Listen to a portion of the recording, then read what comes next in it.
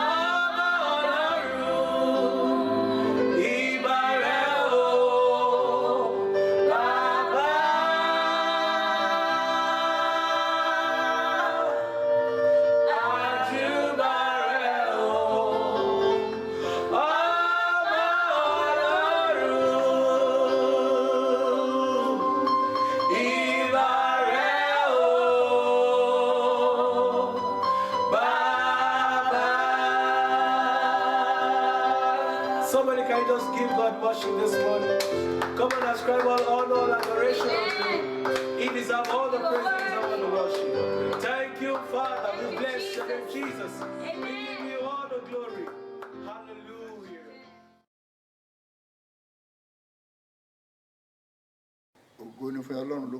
Glory be to the Lord in the highest. Glory be to the Lord in the highest. Olúwa, ìwọ ni ó yẹ láti dá gbogbo ògo, nítorí ìwọ ni ó dá ohun gbogbo. Olúwa, ìwọ ni ó yẹ. Olúwa, Olúwa, Olúwa, ìwọ ni ó yẹ láti gbà gbogbo ògo, nítorí ìwọ ni ó dá ohun gbogbo. Olúwa, ìwọ ni ó yẹ. Ògo ni fún Ọlọ́run lókè ọ̀run. Glory be to God in the highest. Olúwa, ìwọ ló yẹ God, you are worthy láti gba ògo, to receive the glory, láti gba ọlá, to receive the honor, láti gba iyì, to receive the láti adoration, gba ìyẹ́ to receive the praise. fún àwọn ìṣẹ̀lẹ̀ gbogbo tó ń ṣẹlẹ̀ All that wọ̀nyí, is happening around èyí tẹ́ ẹ mọ̀ nípa rẹ̀, that you know èyí about, tẹ́ ẹ sì jẹ́ kó pa wá lára, I will never allow it to èyí befall tẹ́ ẹ us. ń bá wa gbé, You have been with tẹ́ ẹ ń us, bá wa pé, you have been with tí ẹ us, sì ń jẹ́ Ọlọ́run you have fún been wa. our God. Ògo ni fún Ọlọ́run Glory lókè. be to God. Ó fi àkókò yìí kí gbogbo ẹ̀yin ọmọ Ọlọ́run I use this medium to greet you, tó children wà of ní God, ilé láti ọjọ́ yìí. at home all this while. Ohun tí ó mú inú mi dùn láàkókò yìí What gives me great ní joy in this àwọn moment ìròyìn díẹ̀ tí à ń gbọ́ báyìí is on the good news we are pé hearing àwọn ìjọba wa that our ní government orílẹ̀-èdè yìí of this nation, láti Sunday tí ń bọ̀, that from next wọ́n ní Sunday, wọ́n á fún wa ní ààyè láti mọ̀ sí ilé they ìsìn will wa. allow the place of worship to be opened. Èyí jẹ́ ìròyìn ayọ̀. This is a great Mo sì good mọ̀ pé joy. lórúkọ Jésù Kristi In the name of yóò Jesus, wá sí ìmúṣẹ. it shall come to pass. Bẹ́ẹ̀ ni ó sì rí. So shall it be. Gbogbo ìgbà tí wọ́n á sáwọ́ sí ilé ìsìn yìí, Whenever the place of tí worship shall èmi be opened, àtẹ̀yìn ó pàdé, that we are going to meet again. ìyanu Ọlọ́run yóò ṣẹlẹ̀ The wonders of the Lord shall Ògo manifest. Ọlọ́run yóò fara. The glory of the Lord shall Àti manifest. àtẹ̀yìn á sì yin Olúwa lógo. And we shall praise A his ó name. gbégbá ọpẹ́. We shall be thankful. Mo ní a ó gbégbá Say we ọpẹ́. shall all be thankful. A ó sì yin lógo. And we shall praise Bẹ́ẹ̀ him. ni ó sì rí. So shall it Mo be. ní bẹ́ẹ̀ ni ó I rí. say, so shall it be. Lónìí Today tí tún ṣe Sunday mìíràn, is another Sunday. òun náà ni oníkágbára wa ní ìyànjú I want to exhort us fún ìmúrasílẹ̀ àti padà wá sí ilé in Ọlọ́run. preparation of coming to the place of worship, Ibi tí a ti mọ pàdé ara wa, where we shall meet tí again a sì lè bára wa sọ and speak more ọ̀rọ̀ Ọlọ́run bí ó ti tọ́ àti from bí the ó word ti of yẹ. God. Mo gbàdúrà I pray lójúkọ bàbá àti tí ọmọ àti in the ẹ̀gbọ́n. name of the Father, the Son, and the Holy Ọjọ́ Ghost. Sunday tí ń bọ̀ yìí This coming kò Sunday, ní yẹ̀ lórúkọ Ọlọ́run. it shall not be Mo ní changed. kò ní yẹ̀ lórúkọ It shall Ọlọ́run. not be changed. Bẹ́ẹ̀ ni ó sì rí. So shall it be. Bọ́lá àárọ̀ yìí, This month, mo fẹ́ sọ fún wa, what I want to mo say, ìfẹ́ ká múra sílẹ̀ dè. I want us to Ní prepare padà for tí à ń padà bọ̀. as we come back. Òun náà ni ó mú orí ọ̀rọ̀ rẹ̀ pé I titled, ẹ jẹ́ kí a múra bí a ṣe múra lẹ̀ ní pé a ó padà sí church. as we are preparing to come back to the place of Kí a worship, tún sọ pé kí a múra láti ran ara wa lọ́wọ́. let's get prepared to help one another. Kí n kúkú sọ pé orí ọ̀rọ̀ mi, The topic is, òun náà ni ẹ jẹ́ kí a máa ran ara wa lọ́wọ́. let us help one another. Agbára àti okun tá a fi ṣèyí Olúwa yóò jogún ẹ̀ fún wa. Power to do this, the Lord will give unto us. Ọ̀pọ̀lọpọ̀ ni mo rò pé irú ìrànlọ́wọ́ là ń sọ nípa rẹ̀. You might be thinking that what kind of help I will Àti say, táwọn wo la fẹ́ ràn lọ́wọ́. or what are we going to Ẹ assist? gbọ́, ìrànlọ́wọ́ tí mo sì ń sọ nípa rẹ̀ The kind yìí, of assistance I'm ó saying pín sí ipa méjì. is divided into two folds, Ìrànlọ́wọ́ nípa ti ara the physical àti ìrànlọ́wọ́ nípa ti and the spiritual. Tí a bá wo ìwé tí Paul kọ sílẹ̀ yẹn, Look at the letter Paul wrote. ìyẹn ló máa mú wa mọ ohun tí mò ń sọ nípa rẹ̀. It will make us know what I'm Ṣùgbọ́n ju saying. gbogbo rẹ̀ lọ, Above all, ẹ jẹ́ ká gbàdúrà. let's pray. Ní orúkọ Jésù, Amen. ní orúkọ Jésù, Amen. ní orúkọ Jésù, Amen. Ọlọ́run Joseph Ayọ̀délé Babalọ́lá, ẹ̀mí àwọn wòlíì, agbé ọ̀gá yàn lógo fún ìtẹ̀ ìṣe lọ́wọ́lọ́wọ́, fún ìtẹ̀ túnṣe, fún ìtẹ̀ tíṣe. Bàbá ẹ gbọ́pẹ́ wa, Àmín. bàbá ẹ gbà yín wa, Àmín. bàbá ẹ gbọ́pẹ́ wa. Àmín. Ọpẹ́ la mú wá ní wákàtí ẹ tẹ́wọ́ gbà. Àmín. Bàbá ẹ gbọ́pẹ́, Àmín. bàbá ẹ jẹ́rìí ara yín. Àmín. À ń lọ nínú ọ̀rọ̀ yín, a fẹ́ gbára wa níyànjú, èmi àti àwọn ọmọ rẹ nínú Olúwa gbogbo wọ̀nyí, ní orúkọ Jésù Olúwa. Yà wá sí mọ́, Àmín. ró wa lágbára, Àmín. gbé wa wọ̀, Àmín. wọ́n fi wá sílẹ̀. Àmín. Ní ìparí eré ìje yìí, ká lè yàn lóko. Àmín. Ní orúkọ ńlá Jésù Kristi Olúwa wa. Amen. Praise the Lord. Hallelujah. Ògo ni fún Ọlọ́run lókè ọ̀run. Glory to Gẹ́gẹ́ God mo in ti the sọ fún highest. wa, As I've said mo earlier, ní orí ọ̀rọ̀ mi, the topic, òun náà ni ẹ jẹ́ kí Let us help one another. When we come to the house of God, let this be in our mind. There are two types of help. Those that take their stand to get ready to help those that are weak spiritually. Those that have physically should be able to help those that don't have.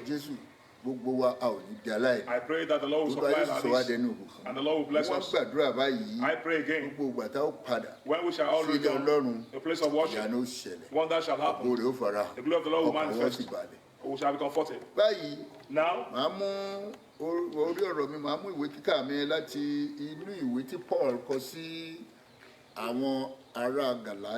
the scripture reading is taken from Galatians chapter 6.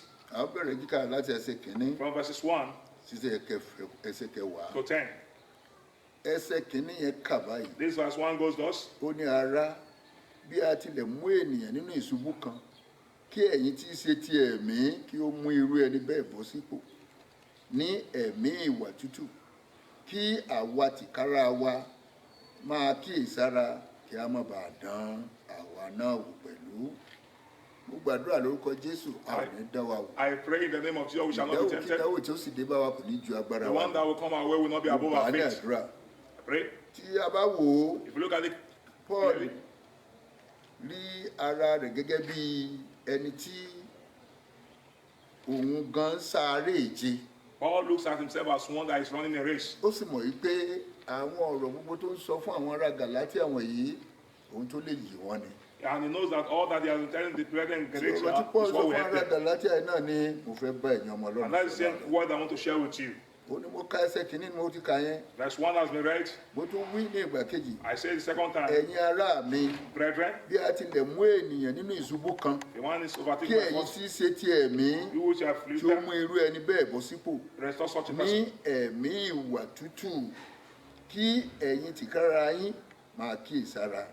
Kí a má bàa dán ẹ̀yin náà wò pẹ̀lú.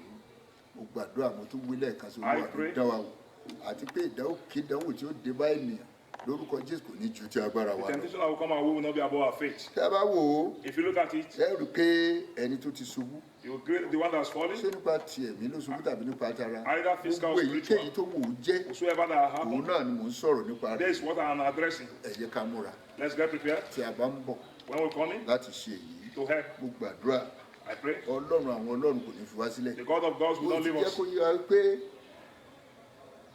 jẹ́ kó yé wa pé. I want us to understand that. Míran ènìyàn lọ́wọ́ tá à ń sọ yìí. Helping one that we're speaking about. Ìrànlọ́wọ́ tá à ń sọ nípa rẹ̀. The kind of assistance we are mentioning here. Ìrànlọ́wọ́ nípa ti ara. The physical. Ìrànlọ́wọ́ nípa ti ẹ̀mí. And the spiritual. Méjèèjì náà ni kí a múra rẹ̀. The two we have to get prepared for. Olúwa yóò sì gbé ìwọ àti mi wọ̀. And the Lord will empower us. Láti lè ṣe gbogbo àwọn nǹkan wọ̀nyí. To be able to do all this. Tí a bá wo. Look into it. Ẹsẹ̀ kejì nínú ìwé yìí. Verse 2. Tí Paul kọ síbẹ̀. Ó ní ẹ máa ru ẹrù ọmọnìkejì yín. Kí ẹ sì fi bẹ́ẹ̀ mú òfin Kristi ṣẹ. Bear ye one another burdens and to fulfill the law of Christ. Ẹ rí i pé ó lágbára. You see, it's very great. Eléyìí ni à ń sọ nípa rẹ̀ báyìí. This is what we're talking about here. Ẹsẹ̀ kejì yìí ni Paul ti ṣe àlàyé pé. Paul explains kí a máa ru ẹrù ọmọnìkejì wa. That we should bear another person's burden. Kí a bá lè mú òfin Jésù Kristi ṣẹ. And so fulfill the law of Christ. Nínú ìrìn àjò ayé wa. In the course of the journey of our life. Àwọn Galatia wọn kọ sí. Ṣùgbọ́n Galatia. Mo fẹ́ kí gbogbo wa fi ara sí ipò ara Galatia. Let's place ourselves in the position of the Galatians. Tí a sì mọ múra rẹ̀ lẹ̀. And get prepared to do that. Tí a bá wò ó. If you look into it. Kí a gbé orí àwọn kan wà tí Èṣù ti tẹ orí wọn bọ. There are some that have been bowed down by the devil. Àwọn kan wà tí wọ́n ní ìjákulẹ̀ ní ọ̀nà mìíràn. Some they have experienced failure one way or another. Gbogbo àwọn ènìyàn wọ̀nyí nígbà tí wọ́n wà nílé nígbà tí kọ̀rọ̀ ti ká wa mọ́lé la ní ìdí àwọn ìrànlọ́wọ́ lóríṣiríṣi ọ̀nà. This individual needs help in one way or the other. Ṣùgbọ́n gbà tá a bá ríra wa la máa mọ irú ìrànlọ́wọ́ tí ẹnì kan It is when we see ourselves that we know the kind of help. Gbọ̀n tí Paul sọ lè mí sọ fún wa yìí pé. I am expressing what the Paul has said. Kí a gbé orí àwọn tí Èṣù ti tẹ̀ bá ká gbórí wọn sókè. That we should lift up as many that have been bowed down by the devil. Tí a bá dé la lè ka ìwé orin Dávidi 146 àwọ̀ ẹsẹ̀ keje sí ẹsẹ̀ Psalm 146. Bẹ́ẹ̀ náà ni èkejì. Ó ní ká ná ọwọ́ ìfẹ́ àti ìrànlọ́wọ́ sí gbogbo àwọn táwa ń rò pé ẹlẹ́ṣẹ̀ ni wọ́n. Torí Bíbélì jẹ́ kó tí wá pé gbogbo èèyàn ló ṣàtìṣe tó ṣe. The Bible says all have sinned and have fallen short of the glory of God. Kí á na ẹwọ́ ìfẹ́ We should strengthen the hands àti of love ìrànlọ́wọ́ sí àwọn ẹlẹ́ṣẹ̀. to the sinners. Kí a sì múra láti ṣe ìrànlọ́wọ́ fún wọn. And we should get prepared to assist them. Ẹ jẹ́ ká wo a lè rí ìwé yẹn nínú ìwé John ká ìwé Jòhánù orí 4. Gospel according to John chapter 4. Ẹsẹ̀ 7 sí ẹsẹ̀ 30. Verse 7. Mo fẹ́ kí ẹnìkọ̀ọ̀kan kó kà á nílé. You can read it at home. Ẹ̀kẹta, ká ràn àwọn aláìlágbára lọ́wọ́ gẹ́gẹ́ bí Jésù ti ṣe ní tí ó sì ṣe àlàyé fún wa nínú ìwé Rome orí 15. Rome orí 15 ẹsẹ̀ 1 sí ẹsẹ̀ 3. We should as well help the weak, as explained in the book of Romans. Ẹ jẹ́ kí a kà. Let's read it tí a bá délé. In our closet. Mo fẹ́ kẹ́ni kọ̀ọ̀kan gbé báyìí kẹ́ni mọ́ kọ́lẹ̀ bí mo ṣe Take your Bible and write it down. sí kẹ́ka ẹ̀yin lè rí àwọn tí Paul sọ ń bẹ̀. You will see what Paul has said. Bẹ́ẹ̀ náà ni ní ẹ̀kẹrin. Further on the 4th point. Ó ń ká gbé àwọn tí ó ti ṣubú ró. Tí a bá wo ìwé John. John. Kọkànlélógún ẹsẹ̀ 14. Chapter 21, verse 15. You see there? Paul kọ sínú. What Paul has said. Tá a bá wo ìkarùn-ún. The 5th point. Ó ní àwọn aláìní àti ó ní ká kọ́ bí a ti ṣe ń fi ọ̀wọ̀ fún àwọn aláìní àti bá a ti lè fi ọ̀wọ̀ fún wọn. Let's show honor to the less privileged. Ká má fi ojú tẹ́ḿbẹ́lú wọn. Do not underrate them. Àti láti múra láti ràn wọ́n lọ́wọ́. And let us as well stand to help them. Mo gbàdúrà. I pray. Ní orúkọ Baba. In the name of the Father. Àti ní ti ọmọ. The Son. Àti ní ti ẹ̀mí. And the Holy Spirit. Ojú òní tì wá. We shall not be humiliated. Bí ó bá ṣe tí a bá lè ṣe àwọn nǹkan wọ̀nyí. If we can do all this. Àti kó òfin Ọlọ́run já. We have eventually fulfilled the law. A sì ti ṣe ohun tí Jésù sọ fún wa. And we have done what Christ has told us. Gẹ́gẹ́ bó ti kọ sínú ìwé Mark. As we read in Mark. Orí 12. Chapter 12. Ẹsẹ̀ 13. Verse 13. Mo gbàdúrà. I pray. Láti ṣe àwọn nǹkan wọ̀nyí. Do all this. Ojú òní tì wá. We shall not be humiliated. Ẹ jẹ́ kí a bá ka ìwé yẹn lọ. Let's read that. Let's Bí continue Paul the ṣe book. kọ́ ni màá mọ̀ ká fún yín I will báyìí. read it as Paul has written it.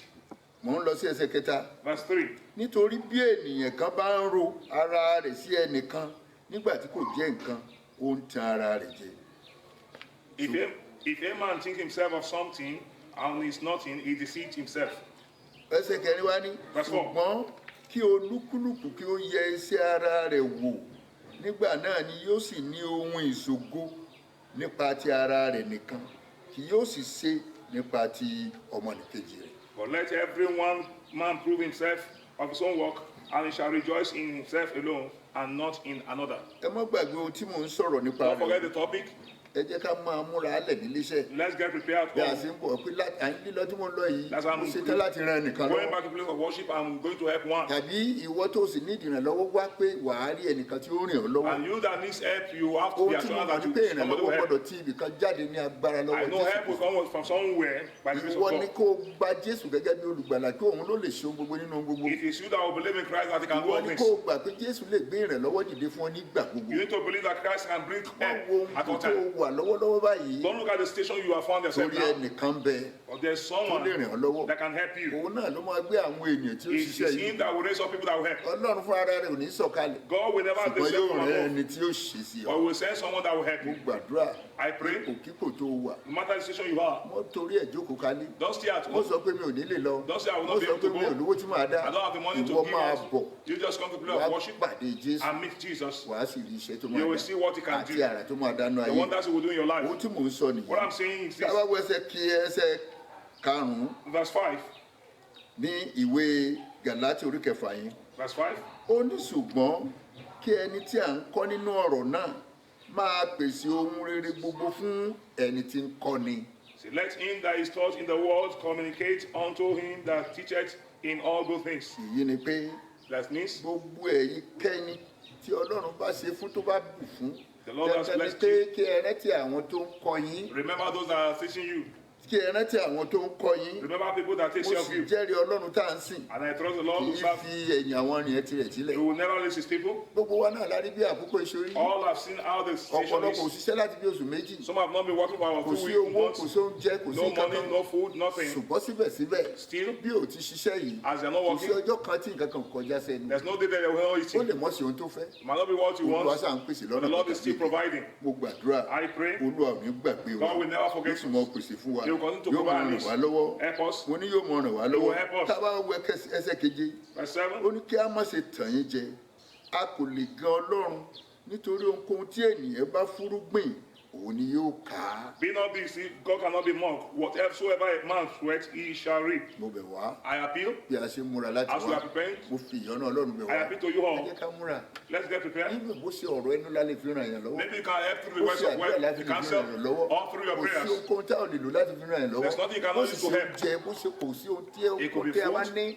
whatsoever you have. múra pé a ní láti ràn ọmọnìkejì Make wa sure you lọ help others. ẹ mọ́ sí gbàgbé Do not forget, ẹnikẹ́ni whosoever ẹ tó o bá nípa láti ràn lọ́wọ́ that you have the strength to òun náà help lẹ́nìkejì is your ẹ brethren. múra Get mo prepared. gbàdúrà I pray, nígbà tá ó pàdé when we shall meet, tayọ̀tayọ̀ láfi we shall meet with joy. ọkàn wa ó sì balẹ̀ And we shall be ojú comforted. òní tì wá We will not be ẹ bá wo ẹsẹ̀ kẹjọ Verse ó ní 8. nítorí ẹni tí ó bá ń fúrúgbìn sí ipa ti ara rẹ̀ nípa ti ara ni yóò ká ìdìbàjẹ́ ṣùgbọ́n ẹni tí ó bá ń fúrúgbìn sí ipa ti ẹ̀mí nípa ti ẹ̀mí ni yóò ká iyè àìnípẹ̀kun. For he that sweat to the flesh, he shall reap corruption, and he that sweat to the spirit, he shall reap everlasting life. ìrànlọ́wọ́ nípa ti ara àti ìrànlọ́wọ́ nípa ti Physical ẹ̀mí and spiritual help. méjèèjì ló ní èrè nínú. The two has their rewards. èyí tí Ọlọ́run bá fún ẹ láti ṣe ni kò ṣe. Whosoever when the Lord give you the grace to do, ṣùgbọ́n mo do ní it. ìgbàgbọ́ I believe that. mo ní ìgbàgbọ́ I believe that. pé àtiwọ́ àtẹ̀mí As for you and a ó for me, ka iyì tí ò ní pẹ̀kun We shall have nínú everlasting Jésù life Kristi through a Christ ó Jesus. sọ̀tún àti Jésù jọba ní ìkẹyìn. And we shall reign with him as last. ẹsẹ̀ kẹsàn-án wá wípé Verse 9 says, ẹ má sì jẹ́ kí agara dá wa ní rere ṣe nítorí àwa ó ka nígbà tí àkókò bá dé bí a kò bá ṣàárẹ̀. And let us not weary in well-doing, for in due season we shall reap if we faint not. bí a kò bá ṣàárẹ̀ If we faint not, tá a jẹ́ kó sú wa If you are not tá a tired, jẹ́ kó rẹ̀ wá if you are not weary, tá a jẹ́ pé mo ti ń ṣe tipẹ́ I've been doing it for a long time, I will not do it nítorí again. mo rí gbà ń bẹ̀ what have I received? ẹnìkan tó lè péré fún The one that can reward us òun ni Ọlọ́run is God. mo sì jẹ́rìí Ọlọ́run I tá a trust sìn. him. yóò pè wá lérè He rẹ̀ will reward yóò us. pè ọ́ lórí rẹ̀ He will reward you. yóò rù ọ́ lágbára He will strengthen you. yóò tì ọ́ He will be kò with ní you. fi ọ́ sílẹ̀ He will never leave ẹ jẹ́ you. ká lọ sí ẹsẹ̀ kẹwàá Verse 10. ǹjẹ́ bí a ti ń rí àkókò ẹ jẹ́ kí a máa ṣoore fún gbogbo ènìyàn àti pàápàá fún àwọn tí í ṣe ará ilé ìgbàgbọ́. As we have this, therefore, opportunity, let us do good to all men, especially unto them who are of the household mo of dúpẹ́ faith. lọ́wọ́ Ọlọ́run pé òye yìí yé ọ̀pọ̀lọpọ̀ yín ju èmi gan lọ. I believe in God as many of ẹ you jẹ́ have ká the mú understanding iṣẹ́ as tó you. tọ́ ní àkókò yìí Let's do what is right at this ẹ point in ṣáà time. jẹ́ ká múra Let's get ẹ jẹ́ ká prepared. gbáradì Let's get pé prepared. tí à ń bá lọ sí ilé Ọlọ́run As báyìí we're going to the place of worship, láti ran ọmọnìkejì is wa to lọ help one láti another. ṣiṣẹ́ Ọlọ́run Let's walk láti into ṣe the ohun tí work of Ọlọ́run God. fẹ́ What the tá a Lord bá wants. sì gbà bẹ́ẹ̀ And as we agree, ìyanu máa ṣẹlẹ̀ wonders will nínú ayé happen in our lives. Ọlọ́run ní ètò rere kalẹ̀ The Lord ó has ní ohun tó plans fẹ́ ṣe inú ayé wa that he's going to do ó in our ní lives. ọ̀nà tó fẹ́ gbà He has a way láti to do fi it, yọ sí wa to come into our lives. ó máa yọ sí He ẹgbẹ́ is rẹ̀ going to come to you in a lọ́nà wonderful tí ó way. gbé gbà He knows what he's going ọ̀nà to ìyanu ni do. It's a wonderful way. gbàdúrà I ní pray orúkọ bàbá in the name of the àti ní Father, ti ọmọ the Son, àti ní ti ẹ̀mí and the mọ́ Holy Spirit. ìyanu ó ṣẹlẹ̀ Wonders will láyé wa. happen in our lives. Tá a bá lọ sí ẹsẹ̀ kẹwàá Verse ó ní 10. ìjẹ́ bí a ti ń rí àkókò àti ẹ̀jẹ̀ kí a máa ṣoore fún gbogbo ènìyàn àti pàápàá fún àwọn tí í ṣe ará ilé ìgbàgbọ́ ní ìparí Conclusion, ẹsẹ̀ kẹtàdínlógún ni mò ń lọ yẹn In ẹ jẹ́ ká conclusion. lọ sí ẹsẹ̀ kẹtàdínlógún. verse 17. ó ń láti ìsinsìnyí lọ kí ẹnikẹ́ni kó má ṣe yọ gbogbo yín lẹ́nu mọ́ nítorí ẹ̀ ń ru àpá Jésù Olúwa kiri lára yín. From henceforth, let no man trouble you, for you bear the mark of the Lord in your body. èyí ni àwọn àjẹsára tí Ọlọ́run fún ìwọ àti èmi. This is the mark the Lord has placed for you and me. àpá Jésù ti wà lára The wa mark of the Lord Jesus is on you. ẹnikẹ́ni kò gbọdọ̀ yọ wá lẹ́nu No one must trouble us again. òró ò gbọdọ̀ ráyè inú ayé wa Corona must not àìsàn tó this jábára part of lọ our gbọdọ̀ life. ráyè inú Sickness ayé must wa not befall wàhálà us. dààmú ò gbọdọ̀ ráyè inú Trouble ayé will not wa have its way. ojú ò gbọdọ̀ tì wá We will not be humiliated. a ò gbọdọ̀ ṣàṣetì We shall not, a ò rí ní a ò rí lò Especially, a ò rí jẹ a ò rí mu the Lord will supply Olúwa all ò sì ní these. dojú tì ẹnikẹ́ni We will not be put to shame. eléyìí ni kí a fi ọkàn sí This is what we have to work kí on. ẹnikẹ́ni oṣó ni àjẹ́ ni èmèrè ni àwọn alárùká ni lórúkọ Jésù kí wọ́n mọ̀ yọ ẹnikẹ́ni nínú ẹ̀yàn mọ̀jọ́ Let no ẹlẹ́nu man mọ́ trouble you again. nítorí àrùn àpá For we Jésù bear in our body the mark of Jesus. wá wípé I therefore decree, bí a ṣe ń palẹ̀ as we are mọ́ coming láti padà sí ilé Ọlọ́run. To come to the place of worship. Òye náà yóò yé wa àti. Lord will give us deeper understanding. Ẹ jẹ́ ká gbáradì. Let's get prepared. Láti gba agbára ọ̀tun. To receive fresh power. Ẹ jẹ́ ká gbáradì. Let's get prepared. Láti mú láti ṣe iṣẹ́ ọ̀tun. To do good things. Láti béèrè fún agbára Ọlọ́run alààyè. Ask for the power of God Almighty. Láti bẹ̀rẹ̀ ní ọ̀tun. And to start afresh. Àti wà lọ́lídé. Àpadà wọlé táìmù eléyìí. At this time. Olúwa yóò ràn wá lọ́wọ́. The Lord will help us. Àbá òní fi wá sílẹ̀. He will never leave us. Ògo Ọlọ́run ó sì fara. Glory will manifest. Bẹ́ẹ̀ ni ó sì. So shall it be. Wá fi sílẹ̀ títí a ó fi pàdé. As we meet. Yìí sí abẹ́ òjìji Elédùmarè. Under the shadow of the Almighty. Yìí sí ààbò. To become our shade and protection. Yìí sí ààbò ní ọjọ́ gbogbo. Jésù nínú ara rẹ̀. Christ. Kò ní fi ẹnikẹ́ni sílẹ̀. His mercy will not leave us. Àlàáfíà fún yín. Peace be with you all. Orúkọ ńlá Jésù Kristi. In Jesus' name. Amen. Jẹ́ kí a gbàdúrà. Shall we pray? Àwọn ọmọ ẹ̀mí ayérayé a gbé ọ̀gá fún àkókò yìí fún ìṣẹ́jú díẹ̀ yìí. Mo gbàdúrà ìlérí rẹ yóò wá sí ìmúṣẹ ní ọjọ́ Sunday tí ń bọ̀. A ó ti gbọ́ ìròyìn látẹnu àwọn aláṣẹ orílẹ̀-èdè ní orúkọ ọba àti ọmọ ẹ̀tí ẹ̀ mọ̀ pé ẹ̀sìn ilé ìsìn yín àti àwọn òfin tí wọ́n bá sì fi tẹ̀lé láti ṣe kò ní ní wa lára. Àlàáfíà fún yín ní orúkọ ọjà Jésù Kristi Olúwa wa. Praise the Lord. Hallelujah. Ẹ kí a ṣe oore ọ̀fẹ́. Jẹ́ kí ọlọ́fẹ́ ọba ìfẹ́ tí ọmọ dàpọ̀ mọ́ tiẹ̀ mọ́ kó mọ́ bá wa gbé kó pa ara wa mọ́ kó pa ọkàn wa mọ́ kó wà pẹ̀lú wa orílẹ̀-èdè Nàìjíríà kó gba ìtura kó gba òmìnira ìdílé kọ̀ọ̀kan kó gba òmìnira ìdílé kọ̀ọ̀kan kó rójú kó ráyè ìjọ CAC lágbàáyé kó mọ̀ ọ̀gbìn pẹ̀lú ọ̀la Jésù Kristi.